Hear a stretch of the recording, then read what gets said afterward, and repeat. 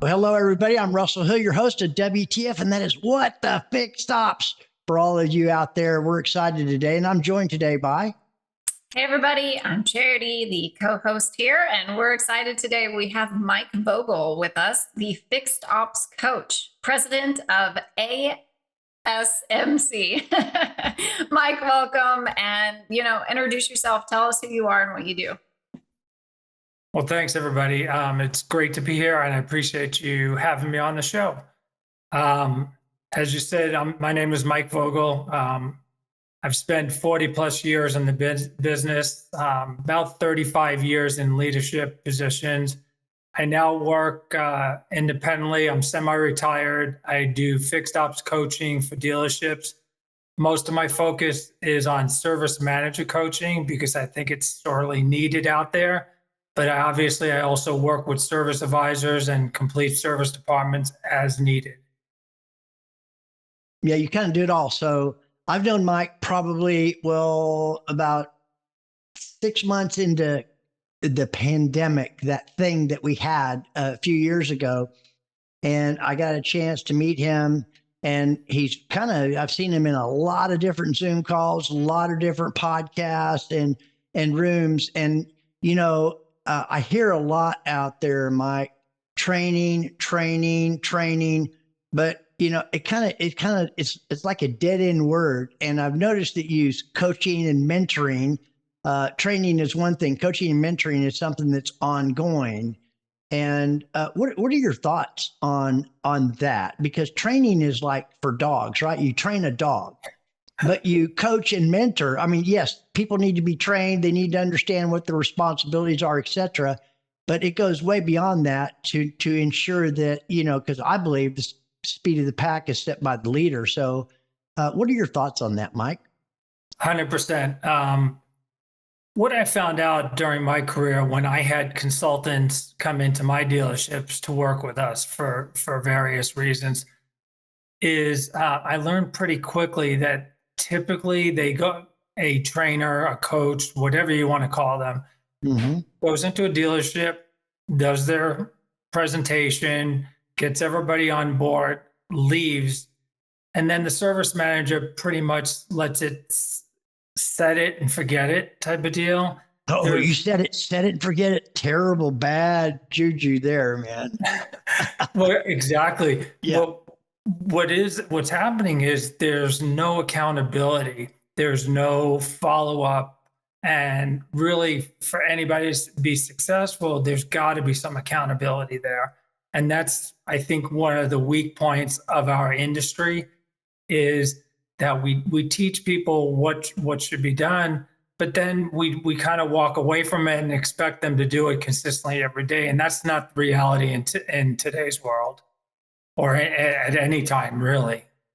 Hence the coaching and mentoring ongoing to ensure that the groundwork that's been laid, that they have, they know how to execute, because they want to grow too. But yeah, anyway, it's good stuff.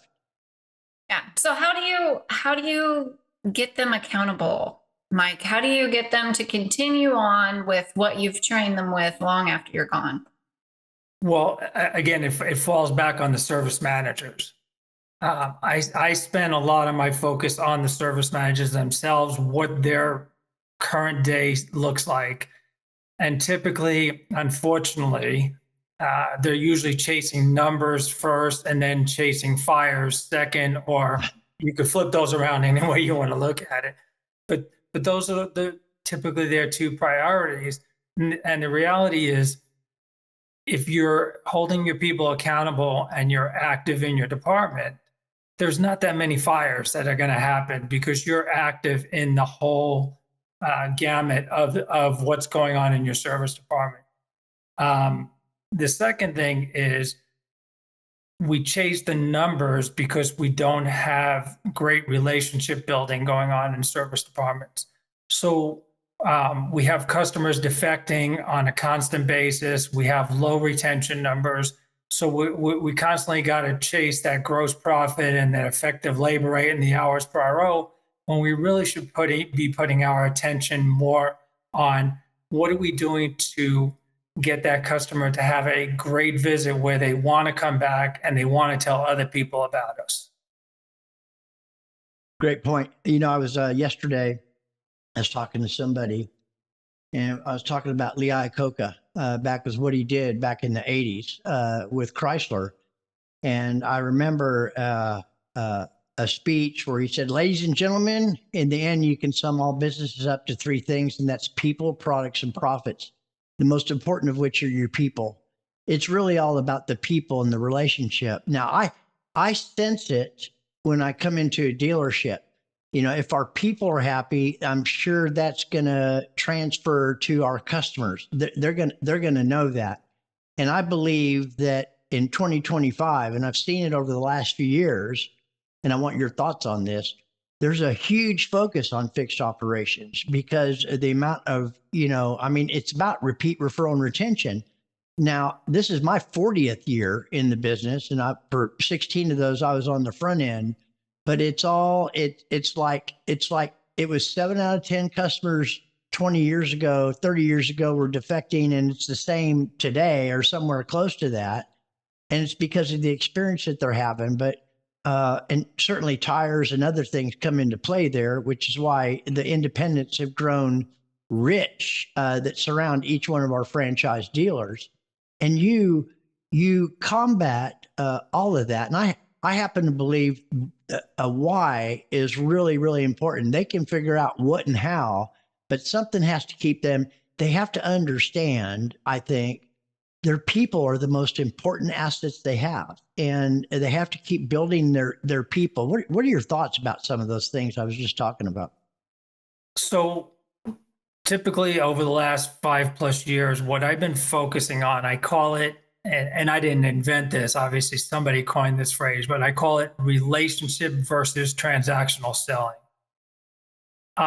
Unfortunately, there's too many service departments that are focused on the numbers.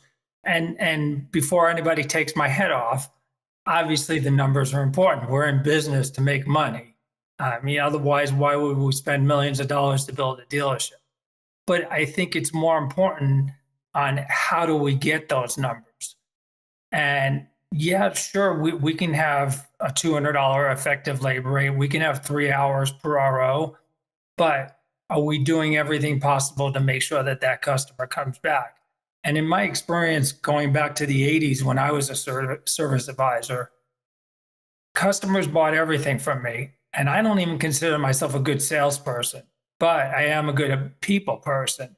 Yes, so you are. People liked me, people trusted me, and so they typically approved things for me. And if you remember, Russell, because you've been in the industry like I have, when I was a service advisor, I couldn't contact them by text, by email, by cell phone. And I worked in Los Angeles, close to the studios as an advisor. These people were on the sets at doing TV shows and movies and getting a hold of them. So building that trust from the very beginning and maintaining that trust gets them to approve stuff without even knowing. I don't know how many customers. I had many customers that would just say, you can't reach me today. If you think it needs to be done today, do it.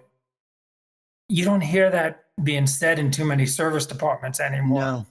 And I don't want to be old school about it. I love technology. I love everything that we do in today's world.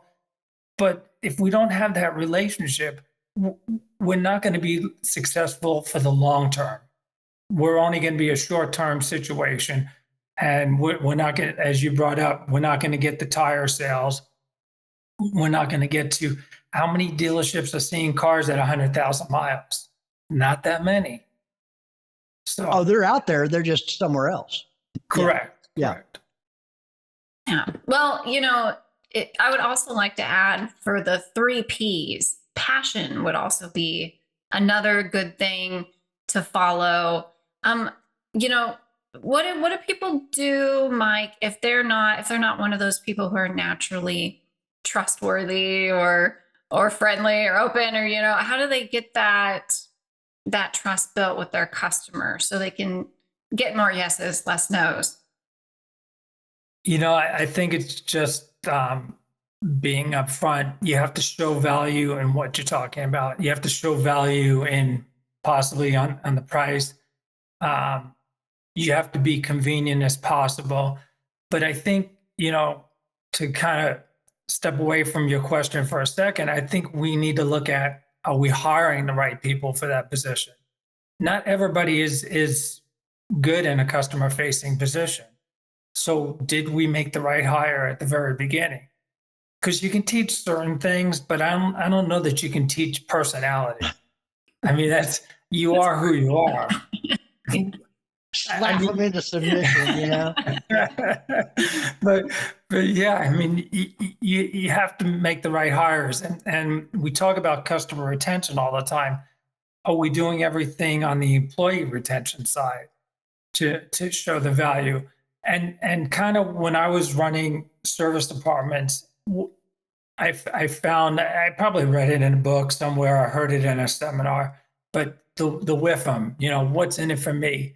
Obviously, that's important on the customer side, but also I think the service advisor needs to understand what's in it for them.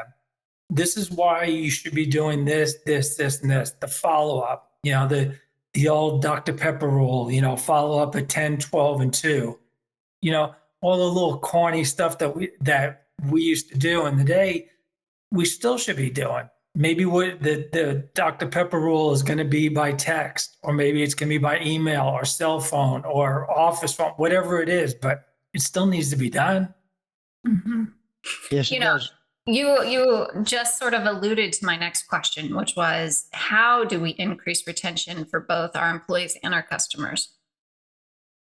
Well, I think, again, it goes back to the service manager coaching. I think the service manager has to be, I used to joke about it, and people that work with me and people that know me, when I was running service departments, I called myself the head coach and the head cheerleader. I felt like it was my job to make them better at what they do, but I also wanted to congratulate them. I very rarely beat up people. As I segued in my career, I learned pretty quickly that beating up people didn't really accomplish a lot. So what you're saying is that you actually used to beat up on people, right? Well, I mean, I think we all get mad and blow up. Sure. You know how it goes. Sure. But yeah, I mean, you've got to be out there. So, I mean, I try to teach service managers, okay, get in a half hour before you open, run your numbers, do what you got to do a kickoff huddle meeting with your staff. And that includes not just the service advisor, but you got to get with your service porters, your service valets, your technicians, your BDC staff, get them all fired up. Spend the first couple of hours on the drive, listening, observing, assisting. I mean, I've parked cars, I've greeted customers. Yeah. In big dealerships. That doesn't mean it's beneath me just because I'm the service director or the fixed ops director. And then late morning, go back, do what you got to do, answer emails, phone calls, do some planning. Lunchtime, people go on lunch. Let's support them. I think when you support your staff and you're in the trenches with them every day, or pretty much whenever possible, you get a whole different level of confidence from them. But also you get what's the word I'm looking for? They just buy into everything that you're doing. Yeah, I know that. Yeah, technology is great, but we still have the same challenges today, even with technology. Case in point. So I have a Genesis, and it's been several months now, but I set an appointment to come in for oil change and tire rotation. And we don't have a standalone Genesis franchise around here, although they're starting to pop up. So I had to go to a approved Hyundai service department. And I got there 30 minutes early, and I was 3 cars back, even getting there 30 minutes early, first thing in the morning. And by the time the advisor got to me, he just looked at me and said, "Do you have an appointment?" And I'm going, "Are you kidding me? Hello, is this a welcome or a welcome back? My name is, and what's your name?" And this, I mean, no, do you have an appointment? Are you kidding me? Something's not going right there, for sure. And I really believe that's where it all starts. Like you were saying, you can't really teach some of these things. There has to be, but if I know this, I know what drives people, for the most part. Yeah, money. Yeah, okay. Money's a byproduct of the service that you're providing. But if people know they count, they matter, they make a difference, and they're part of something, and not just a standalone or terminally unique feeling or whatever the case may be, like you are the kind of guy that if they like you, they trust you, they believe you, well, they're going to buy from you, and because they know you genuinely have their best interest, right? Because it's a lot cheaper for recommended services than it is for major repairs. What are your thoughts on that? Well, yeah, I mean, we talk about customer retention all the time. What I like to talk with advisors and service managers about also is creating customer advocates. I mean, you just talked about the oil change. So we know that the oil change is not a moneymaker, okay? But it's a necessity, it's a requirement of the car. You're going to have a certain amount of people throughout their lifetime that are going to just say, change my oil, I don't want to do anything else. I got a guy for that, or whatever it might be. Sure. But let's look at the big picture for a second. The big picture needs to be, okay, let's say Mike Vogel is the cheapskate guy. He just does oil changes, nothing else, and warranty work, right? But Mike Vogel knows a lot of people. He's got a lot of people at work. He's got a lot of friends. He's got relatives. He's got neighbors.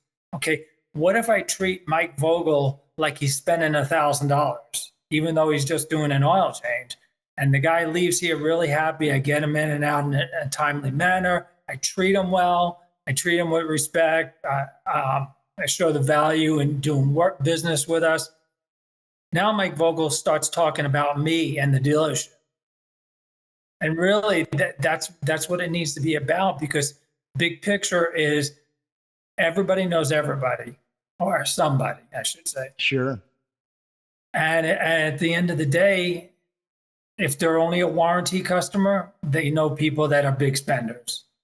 And if they're just an oil change customer, they know other people. So let's not be so shallow to dismiss this customer as like, it's going to be a $50 oil change, big deal. You got to give them the same quality service, the same quality repairs. Absolutely. And the same quality visit, regardless of how much money is being spent. What is relationship selling, and how does that help service departments? Well, relationship means that you need to put yourself in the customer's shoes. Okay, there's a lot of spiffs out there in the service departments for different products and different numbers, and that's designed to drive behavior. But at the end of the day, it really should be about, okay, does this car really need it? And I'm embarrassed to say, but there was times in my career where I found technicians on the multi-point inspection, their top 5 items were what we California fluid exchanges, the rest of the country calls them flushes. But they had spiffs on flushes.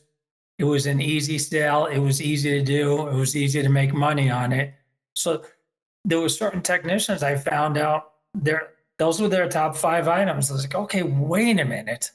With all the things that a car needs, whether it's spark plugs, whether it's alignments, whether it's tires, brakes, these are your 5 top items consistently? That can't be, And so we have to look at what the customer, what kind of driving they do, what kind of car is it, how well has it been maintained, and relationship gets down to the point is, I don't want just this visit. I want the next one and the next one and the next one after that. That's right. Let me guess. At this very moment, another vendor is walking up to your lot with something shiny to sell. Before you head back and hide in your office, let me take a minute to tell you about my friend Dawn Pelham and my friends over at Global Dealer Solutions. They exist to help you find solutions to problems, some of which you might not even know you have. Best of all, they can manage as many products and services as needed for you. helping cut down on multiple vendor visits and distractions. And if you need anything, you have one number to call or text for the response all dealers like to hear. On it, GDS understands that successful dealerships require more than a set it and forget it mentality. And they'll be with you every step of the way, from setup, implementation, training, and support. And if necessary, they'll even cancel non-performing products for you. No pushback, no arguments, just a solutioneer executing course corrections as needed. Check out gdsdealers.com to learn the difference and set up a time to meet. Let's see if they're a good fit for you. Oil changes is a great way to start that relationship. So my personal belief, and I think it's probably true with a lot of people, people will tell more people about a bad experience than anything else. So if you meet my expectations, I don't really go above. If you exceed my expectations, I'll do the flip. I'll tell more people about that. And I want and actually have, so I don't even take my car anymore to that Hyundai store, which is in Dallas, and I live in Sherman. So I'm about really 40 minutes from the closest Hyundai store. But we have a local Hyundai store. They are not part of the Genesis brand, so they're not really, they can't do warranty, that type of stuff. They don't have access, but they still do all my work for me. I buy my filters and bring it to them because they don't even have access to the filters. So because I trust them, I believe them. They take care of my daughter. They've taken care of me because I had a Genesis before this one when actually they could work on my Genesis. So, but I'm not going back to, do you have an appointment? I'm just not going back to it. Exactly. You know, it's got to, for me, it's all about the big picture. And, you know, you talked about exceptional experience. I try to teach advisors, try to get a wow out of customers. And a wow doesn't need to be anything huge. You know, it doesn't need to be giving away something. It doesn't need to be, you know, a free detail, a free loaner car, a free oil change. It could be something small. Just getting the basics done really, really well could be a wow for the customer, depending on how important it is to them. Absolutely. And I use, you know, I said, think in your experiences. When I do some training, I say, what business have you gone to outside of the car business where you walked away and said, wow, and then you tell other people? That's what you want to try to accomplish with as many customers. That should be the end goal. Are you going to get it with every customer? Of course not.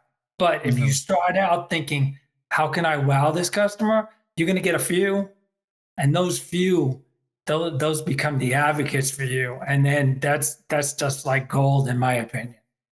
They do. I remember thank you for sharing that great stuff. It's been a while since I said this, but there's certain things that have an indelible imprint on my mind.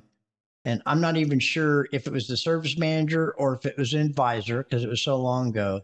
But I remember the words he used. And I remember watching it because I used to work the service drive when I was in sales, 2 to 3 times a week. This lady came in. She got out of her car. She was hot. I mean, it was heat. You could see her aura. It was red. I mean, it was on fire.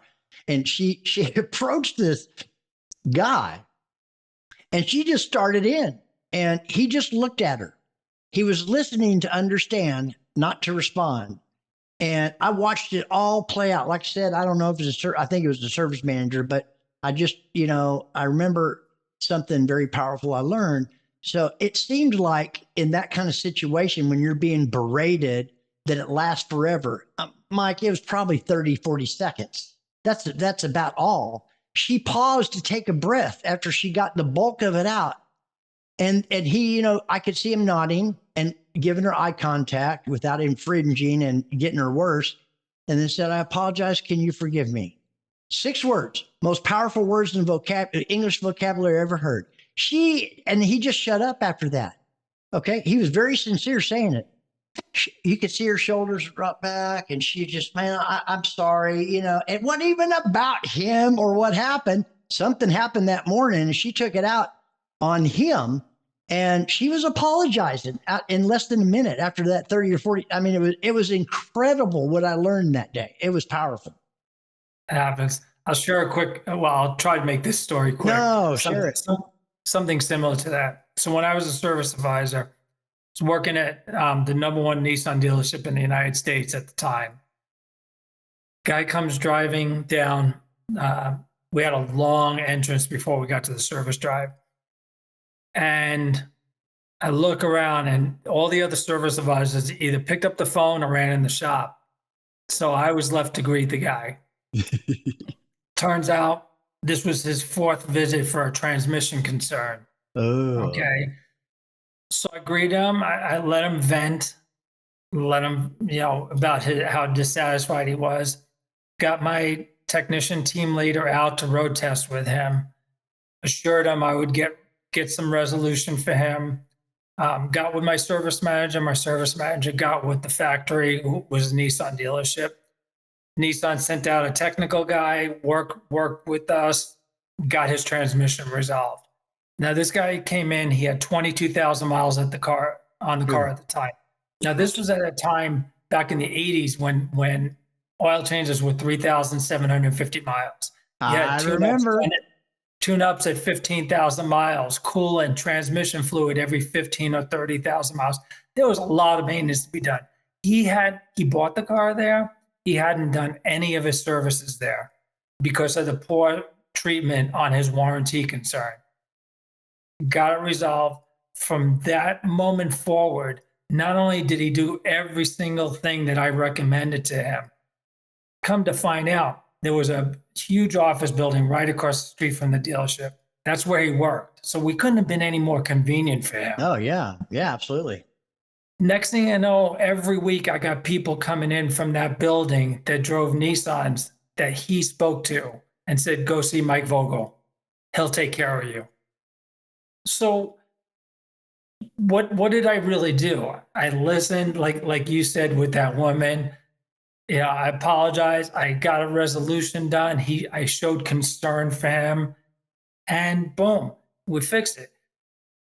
Those guys lost out on previous CP work, and they missed all that CP work after I took over. So I don't know. I just don't get it. It's not that difficult. It's not rocket science out there for sure. It is not rocket science. It's listening to the customer. And resolving it. So the previous 3 times, was he at other places or at your dealership handled by at our dealership? Okay. And service advisors blew him off, technicians blew him off. Nobody took him seriously. Ouch. And he had training problems, didn't he? He did. It was back when the Nissan Maxima back in the 80s, you can get it with a manual transmission. There weren't a lot of them, but he bought it with a manual, and that was the issue. So, these are the things that make a big difference, and I tell a story to all my training, and all my friends know this story with JetBlue Airlines. So I grew up in New York, as you can tell by my accent, even though I've been in California for 35 plus years. It doesn't go away. So I used to fly back to New York to see friends and family, and my parents did the typical New York retiree. They went to Florida. So I flew to Florida. So JetBlue came around, started flying them, lost a garment bag going back east. It's like, oh, great, this is a mess. They said, don't worry, Mr. Vogel, we'll find your bag for you. And sure enough, maybe an hour or 2 later, I was driving down to South Jersey. Get a phone call. We found it. We're gonna send a courier service, pick it up in Manhattan, and deliver it to your hotel in South Jersey, which was almost 4 hours away. Wow. Nice. See, you said wow. Perfect. That is a defining moment right there. Right. So I love that. I flew them exclusively going to New York and Florida for the next 10 plus years, and I've told that story to numerous people, numerous meetings, and I included it as part of my training. That's a wow. Figure out how to get a wow from your customers. You did that on purpose to get a wow out of somebody, either charity or I, didn't you? Didn't you? That's and you really bet what it on it, is. didn't you? Yeah, I did because I can relate to that. There's been so many, even in restaurants, where something happened, and then the manager comes by to ask you how things were, and you tell her or him. And to me, those are defining moments. What they do. Most of them don't really. Some of them just say, "I got it handled. I'll get this taken care of right now. I can get you another steak, or we can comp this whole thing, and then an additional gift card on top." That's a wow moment. That's a defining moment. Right. I Yep, love it. for sure. Okay, now my question is, why did you stop flying JetBlue? Well, well, first of all, my parents aren't alive anymore. Okay. So I haven't really stopped. I haven't really done a lot of flying since the pandemic, just to be quite honest. Been more kind of low key. And actually, now that I'm semi-retired, I do a lot more driving because there's a lot of great stuff to see in this country. Yes, Yeah. there is. There is. Yeah. There Well, is. I'm going to pull you into a different direction. I read a quote on your profile. The finish line is just the beginning of a whole new race. And I wanted to hear from you as a fixed ops coach what that means. Well, I think what it means to me is never be satisfied. Um, and what I mean by that, and I've told this numerous times because I'm getting old and I tell the same stories over and over again. But Yeah, I hear you. I hear you. um, funny, but I think so. When I work with service advisors, in the '90s, an owner sent me to a training in Arizona, and the gentleman that was doing it used to run a big Chevy store in Arizona, and he took his store from the bottom of the pack all the way to the top in everything. They were number one in everything, and he kind of sat back on automatic pilot and just took in everything, all the accolades, everybody, all the high fives, pats on the back, and all that good stuff. And I'm sure the paychecks. And next thing you know, a lot of the other dealerships started catching up to what he was doing. So throughout my career, pretty much after that, I heard from my advisors, why are you always pushing so hard? We're already doing good. We're improving every year. Everything's looking really good. Your boss is happy. Hey, I'm not going to be satisfied. There's always room for improvement. There's always room to grow. So I think, when you talk about, end of month, end of year, or end of the week, or end of the day, there's always an opportunity tomorrow to do better. So Yeah. and I don't mean never be satisfied. Obviously, you have to take a step back sometimes and just say, hey, things are great, but okay, now that we did great, how do we get to the next level? So give you a small example. So when I was with a Toyota dealership, we went on the training to do express service because they had launched Toyota Care program. I was like, okay, I need to figure out a way to get our customers in and out in a timely manner, especially now that they're getting 5 services for free. So I signed up for the program. They had a basic program and they have an advanced program. We got done with the basic training, and I said to the gentleman that came out to do his training, how do we do advanced? He says, oh, well, first you got to do basic for 6 months. We come in, we analyze, make sure you're doing it correctly. If you're doing it great for 6 months, then we'll bring you up and we'll train you on advanced. I'm like, okay, can you explain to me what advanced is? So he explained it to me. They left, they came in, we passed all the training. He came in 6 months to start doing advanced. I said, we're already doing it. What do you mean? Look, I can't wait. I said, I appreciate that Toyota has their requirements, but I launched it unofficially and did it on my own. Come in, take a look at it, tell me what I'm doing right, tell me what I'm doing wrong, how do I make it even better? So I love it. Yeah. Man, Yeah. that's huge. I understand that. I've seen similar things, and like you, I catch myself saying or talking about some of my experience with the stories that I have. And it's like, I'm sure you already heard this 15 times, you know what I mean? But particularly Charity and Patrick. But I understand when you're going after something and then you think you got there and you start to rest on your laurels, it always comes back on you. It really does. Yeah. You have to keep reading. Every day is an opportunity, right? And you need to look for those. That's Got to where keep growing. that's right. That's where the 5% are. Those are the people that are excelling, and you wonder, oh, they're lucky. They just fell into the right. No. There's no coincidence. There's no chance. There's no luck. My acronym is, which Charity's heard 1,500 times for luck, is laboring under the correct knowledge of what it takes to make something look like it's luck. It's not luck. It's because you kept excelling. You kept learning. I know that you're a proponent of associating with the right people and reading books and things like that keep you fresh and on the edge. And I'm assuming, which is not a good thing, but the older I get, and I'm fixing to turn 66, the less I know. I know so little today. 20 years ago, you couldn't tell me anything. When I was 18, you couldn't tell me anything at all, for sure. So no, that's really great stuff. That was a great quote. Charity's really good. Great question, Charity, finding that out. Well, and I have another one too. Okay. So, what sort of plan do you have for when life gets hard? Oh, goodness. Now you put me on the spot. I got She's good. No, she does her investigative work. She's like a private eye.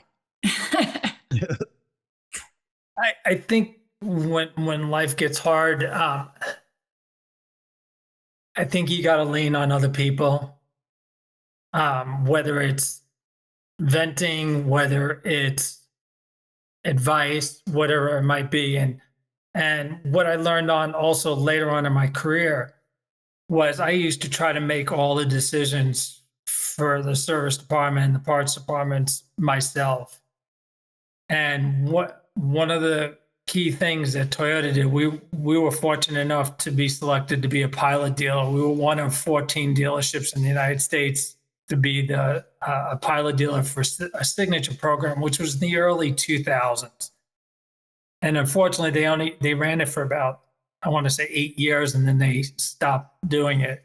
But basically what it was any customer-facing process that involved the service department, you pulled in 5 different people from different departments within the dealership, and you got their feedback on what it should look like. Whether it was a vehicle check-in, service reception and write-up, whether it was the active delivery process, whether it was the appointment process. And we started letting everybody share their opinions, their knowledge. And we came up with what we felt was going to be have the biggest impact on customers.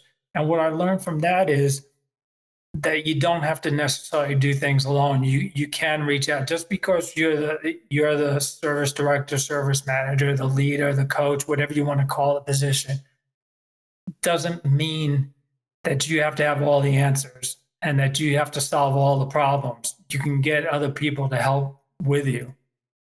So I don't know if that answers the question kind of indirectly. It's fantastic. It answers it. Excellent. Okay. Yeah. Okay. Yeah. So where do you glean your knowledge from? And what knowledge do you think has been instrumental in your life, in your career? Well, I think I've shared a lot of it already. Yeah, you have. Is it mostly life experience, perhaps? Absolutely. Day-to-day experience and from other people, within my inner circle, outer circle, whatever you like to call it. I was a big fan of a lot of places. People look at training as kind of a pain in the neck. But when, Toyota would have any kind of training at the Los Angeles region, I signed up for it.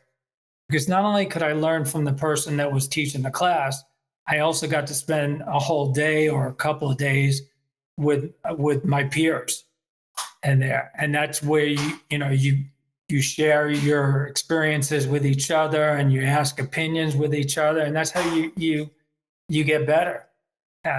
Nobody can come up with everything on their own. So I think that's where I got all of my information. Later on in life, now that I have more time, I like to read books more, and I'm doing a lot more about my health because just like Russell, I'm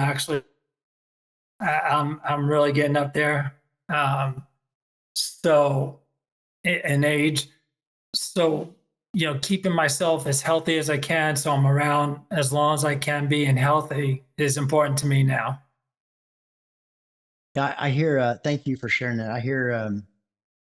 I'd like to think, or at least my experience with people, I had a wonderful opportunity with a guy that mentored me but didn't even know it, and that's Zig Ziglar. I got a chance to spend some time with him and at his office and understand what made him tick, etc.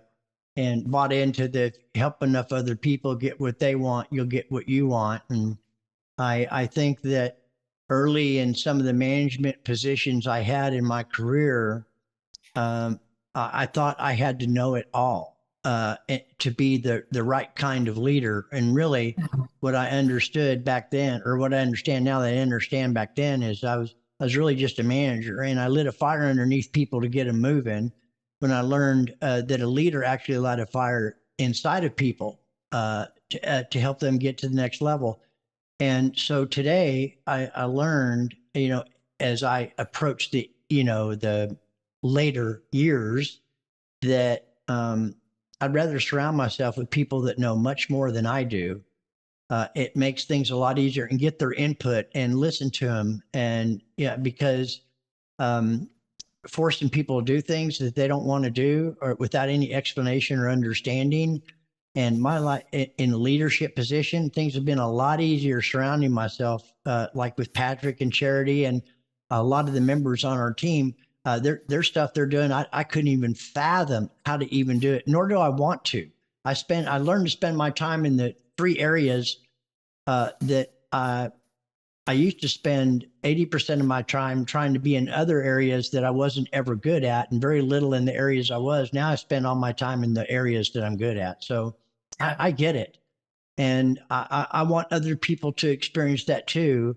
And I talk to them and try to mentor them, and they're not listening. They don't get it. They want to argue or whatever. I just love them where they're at and move on down the road. It's not worth it. Maybe a seed was planted and someone else waters it and it sprouts later on, like a Dave Foy or Ed Roberts or a Mike Vogel or something like that. You guys have taught me a lot over the years. Yeah. Yep. No question about it. I mean, there's certainly. I went to a couple of places. Another gentleman passed away, I think, about a year and a half ago. Ed Kovalchuk. I don't know if you know him. Mm-mm. He had a company called Net Profit in Alabama. Oh, very yes, smart man. Company. Yeah. Yeah. Very, very smart man, and he had a partner in that, Bruce Gamble, who was very smart. And I had a guy that called on me when we did the Toyota Express program, Dan Warshaw. He worked for MSX for a lot of years, and he was also a FixedOPS director. He shared a wealth of knowledge with me, even though I was already experienced when I met him. Like we talked about earlier, you never stop learning. And the mistakes that we made early on, like you mentioned about you learn later on how to be more of lighting a fire rather than what was it, lighting a fire versus lighting people on fire. lighting a fire underneath people. Okay. The good thing is that you learn from your mistakes. Yes. You're not continuing doing the same thing. So that's important that we learn from our mistakes. So I got to ask you, we know what you're doing now, etc.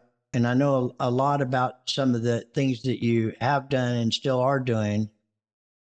How did you get started in this business, Mike?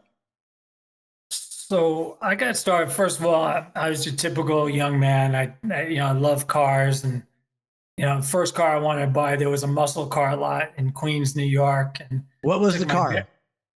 The first one that I looked at was a 69 Z28 Camaro. Yeah. So I took my dad to look at it, and he said, well, you know what? Your mom and I are not going to give you the money for the car. If you want it, you got to go work for it and you got to earn it. I'm That's like, right. okay, fair enough. So I did get a job and I started working. I went back to that lot. Of course, that was gone, but I ended up buying a Chevelle SS 396. Come on, baby. So that was my first car. So I was kind of lost out of high school. I went to college for 6 months. Didn't really know what I wanted to do, and finally I said, okay, I better go to work. And I ended up Avis Rent-A-Car back. I don't know that they still do this, but they had a used car operation in New York, and they had a recon center, and it's where they fixed the rental cars too in Queens. The used car manager hired me, and I was a porter. I washed cars, I jump-started cars. I had to plow the lot in the wintertime when it snowed, and did that for a number of years. And then they opened up another location on Long Island, and started running that out there. And after that, I started with a Honda dealership in the Bronx, and they hired me as a prep manager, which when I moved to California, that position doesn't exist out here. So I worked at Bronx Honda, and then, you know, everybody knows Brian Benstock, of course. Oh, yeah. Well, I worked at Paragon Honda the same time as he Wow. did, except we didn't know each other. He was obviously in sales. I was the prep manager for new and used cars. So I was Wow. in that position for about 3 years, and then I moved to Southern California, and found out they don't have a prep manager position, and found a Nissan dealership that was willing to train me to be an advisor. And the rest is history. Took it from there. You just got under your skin. You loved it. Well, I love cars, so, you know, I guess it was a natural fit. Everything else kind of evolved as time. I was very fortunate to have people take a chance on me in different positions. So I hear you. Yeah. Yeah, no, that's great. Well, this question I really want to ask you, Mike. If you could solve one problem for our audience today, what problem would you solve? She makes you think, doesn't she, Mike?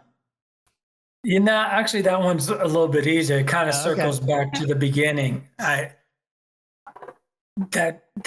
general managers and dealer principals should allow the fixed ops departments to focus on the customer experience and the customer relationships.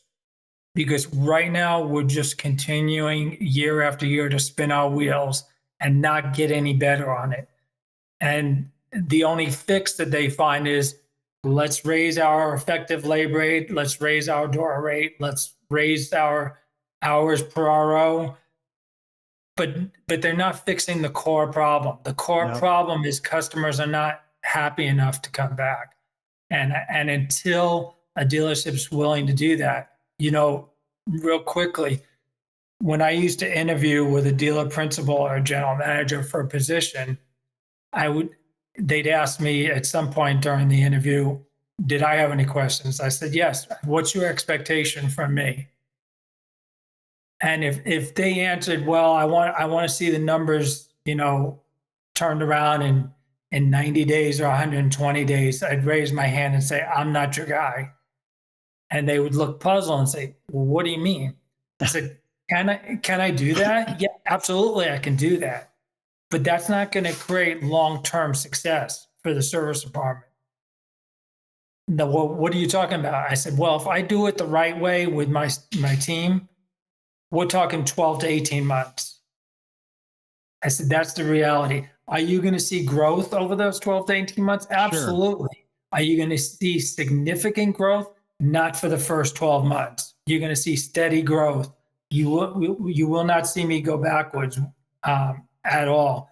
But you have to give it time. We got to build a relationship. If a customer is only coming in 2 or 3 visits a year at the most, how long is it going to take us to work through our customer base for them to realize, hey, things are different here?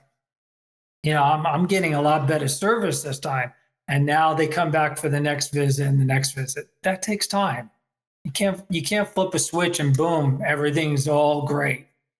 So I think that's a real sore spot for me in the industry as a whole, is there are too many stores that just hammer the service managers, parts managers, and then of course it trickles downhill to the technicians and the service advisors.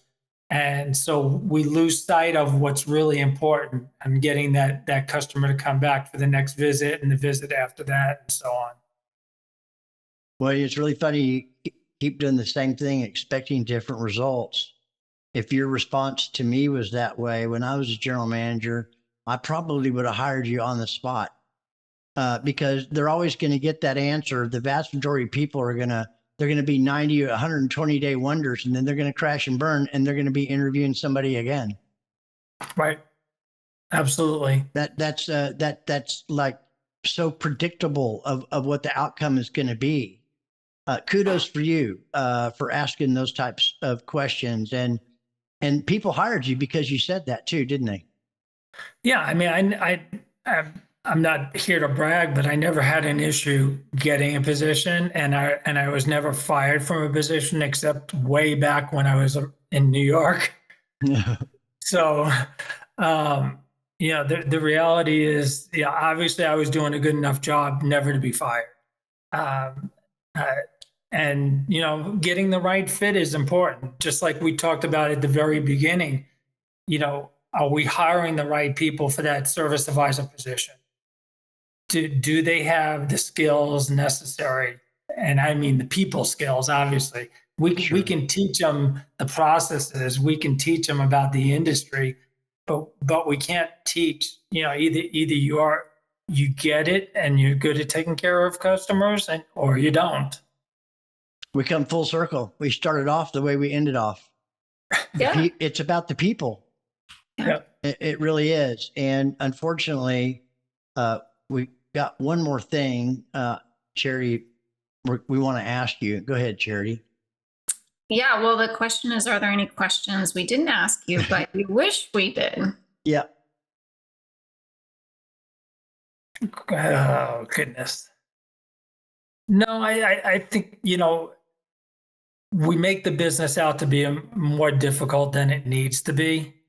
I don't think it's as complicated and difficult as some people bring up all the time. So that's why I'm far from a genius. I'm good at what I do, but the reality is relationships, whether it's employee relationships first and foremost. If your people aren't happy, how can you expect them to make customers happy? And so if you've got happy employees, they should be able to create happy customers. And I think once you have happy customers and those long-term relationships, the numbers take care of themselves. Always. My numbers were always good at the dealerships I worked at. Otherwise, they would have fired me, obviously. So again, it circles back. It's not. I think it's more important how we get to the numbers than the actual numbers, and we have it backwards. We typically at the dealership level chase the numbers first. We do. I know you said you're semi-retired. If someone reached out to you, are you just real selective about who you work with, or is there? If people, first of all, a lot of people that are going to see this know you. They're going to find out some different things about you that they didn't know about Mike Vogel. But then there's going to be a whole new set of people that haven't heard. And we talk a lot about on this show and all the other rooms I'm in and the people I engage with about relationships. Are you willing to work with people if they were to call you, or sure, absolutely. How do they get hold of Mike Vogel? Best thing is let's start it out on LinkedIn on a conversation. And then, I'm on LinkedIn quite a bit. And so just reach out to me and we can start the conversation that way. I've started many situations like that. most of my work comes from there.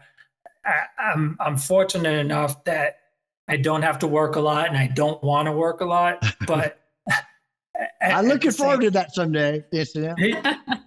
It's pretty cool. It's a pretty cool situation to be in. I'm real happy with the situation. So I don't chase my work. If things, for lack of a better expression, if they fall in my lap and it's the right fit for whoever is contacting me and it's the right fit for me, let's do it. And Yeah. you know, we go from there. Good. We we love LinkedIn. And for all of you that are listening to this, a lot of you know him, or some of the things we're talking about resonated so well with you that it really is about the people. Then reach out to him. A wealth of information here. We just got a little tidbit in this last hour. Mike Vogel, Cherry and I are humbled, honored, and grateful that you came on today and shared some of your story with us. It was really remarkable. And for all of you out there, listen to him, like him, love him, share him, wherever you watch him, the shorts or the entire thing. I'll bet you this, for a lot of you that know who he is, you might learn something or hear something that you didn't know about Mike Vogel that you thought you knew. So, Mike Vogel, thank you so much for appearing on this WTF. And that's what the FixedOPS to all of you out there. Thank you once again. Thanks, Mike. Thank you. Pleasure being here.